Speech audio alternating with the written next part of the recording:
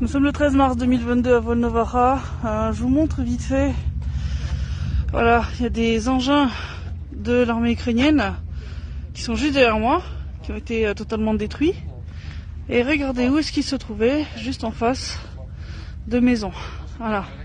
Donc les soldats ukrainiens se sont installés près des maisons pour tirer, en sachant que les tirs de réponse pourraient faire des victimes parmi les civils.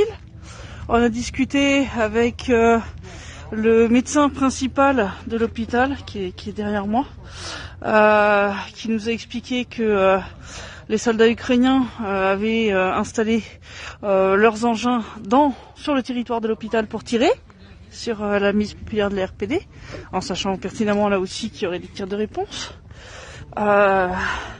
Heureusement, il n'y a pas eu de mort parmi les patients qui se trouvaient dans l'hôpital. Ils ont réussi à tous les faire descendre dans les sous-sols à temps.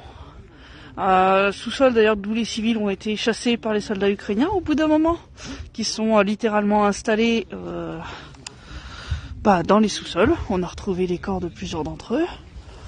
Voilà comment les soldats ukrainiens traitent la population civile. Des zones qu'elle occupe dans le Donbass. Voilà. Il y a des gens qui nous ont dit qu'il y avait des personnes qui avaient réussi à évacuer, mais ils savent pas du tout s'ils sont arrivés à destination ou pas. C'est-à-dire, est-ce que finalement au checkpoint, les soldats ukrainiens les ont laissés passer ou pas. Mais il y a des gens en tout cas qui ont essayé. Donc ça va être une info importante à vérifier, savoir s'ils ont laissé passer les gens. Entre autres des gens qui semble-t-il se diriger vers Zaporozhye ou pas.